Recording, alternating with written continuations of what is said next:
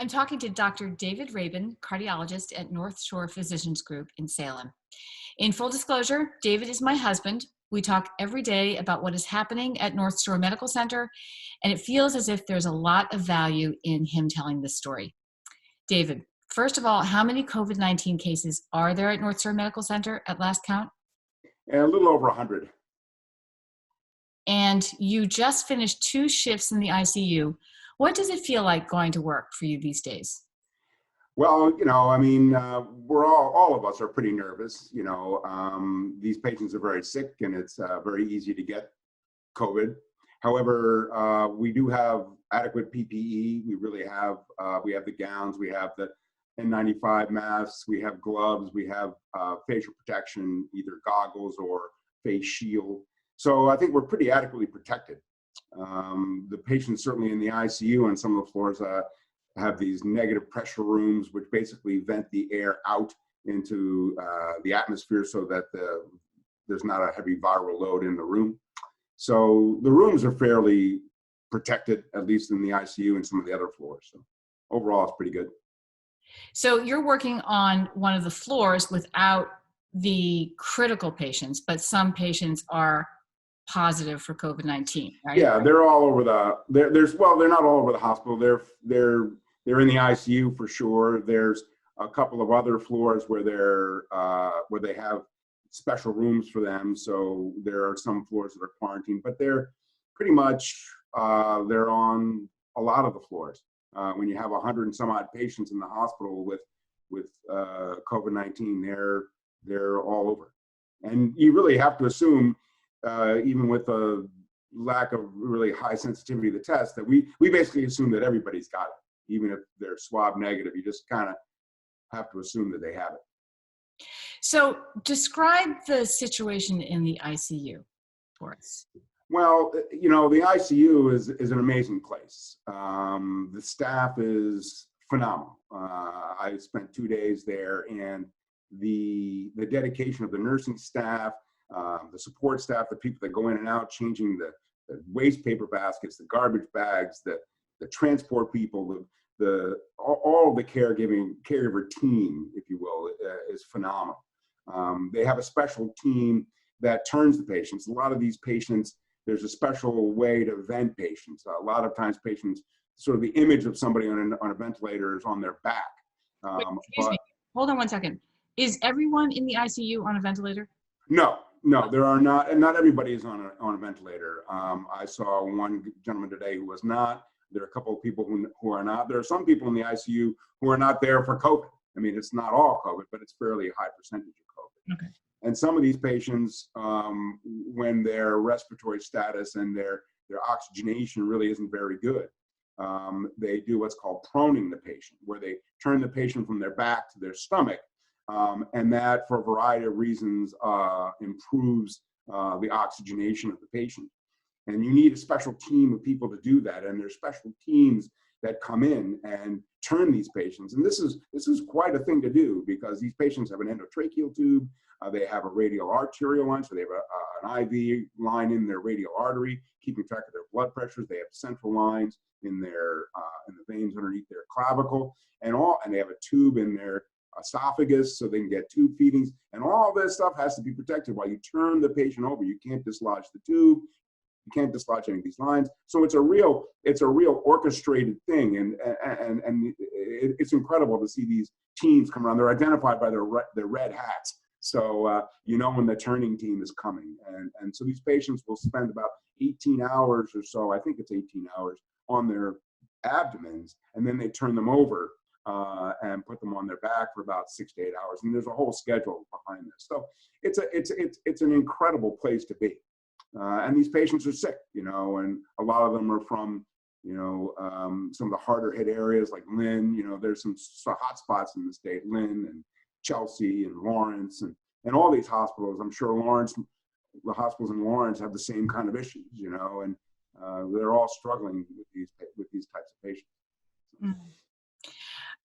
Could you just describe a little bit more of the science behind this proning? We were talking about it yesterday. Sure. From what I understand, there's a lot of different theories, but there's 2 major working theories. One, The front of your chest is a lot more compliant than the back. Your back is supported by your spine, so it's more rigid. So when you breathe in, your chest expands forward. And what they want is they don't want wasted energy to go to expanding your chest. They want it to go into the lungs. So by putting you on your abdomen, it's a sort of way of buttressing or reinforcing your chest, making the anterior chest wall stiffer so that when they vent you, it goes into your lungs and that energy isn't wasted in expanding the lungs. Mm. In addition, you have a lot of lung tissue that is anterior towards the front. And by putting you prone, you're sort of hanging that and allowing better aeration of those areas that may be somewhat compressed. There's a term they use called atelectasis. And as I've described it, it's sort of like fishnet. If you have those fishnet drapes and they're hanging on the ground, they get all scrunched up and you expand them. That's what your lung tissue looks like. And so when people are prone, that lung tissue expands a bit more for better aeration. There's some other theories too, but those are at least two of the major theories behind proning people. And what is the regular duration of these patients on a ventilator? Oh, days, week, it's not a short thing. Mm. These patients are ventilated for some time, and it's a slow process because there's a huge amount of inflammation. It's the inflammatory process after the infection that causes this adult respiratory distress syndrome. That is what is really the one of the big problems with this pandemic. And you told me today about a special thing that happens when someone does So, get off the ventilator. So when somebody gets off the ventilator at Salem Hospital, over the loudspeaker throughout the hospital, they play a little excerpt from Vivaldi's Four Seasons. So I thought that's kind of nice. It's They really used to, when a child is born, they have, I'm actually not blanking on what they play, but when a child is born, they play something. And now when somebody's extubated, they play a little bit of Vivaldi's Four Seasons. So it's kind of nice. yeah. So just give us a few more extra lovely lines, because you had a lot of them yesterday about the nurses and the staff there. You were really Well, I just have to speak to the nurses, especially. I mean, these men and women, they're in the rooms a lot. They're in these rooms with these sick patients, and there's some real tragic stories and some sick patients. You get a little on the wall, on the window, sort of sliding doors on these rooms. There's a little excerpt, a little biographical tidbit about all these patients. So you have some insight as to what they like, whether they fish, they play the guitar, they sing at church, whatever. But these men and women are in there caring for these patients, because a lot of them, all you can do is support them. I mean, you can read about trials. There's remdesivir, and whether that becomes a bit more available, wider, it's going to be hard to know because it's in limited supply and it's a trial drug.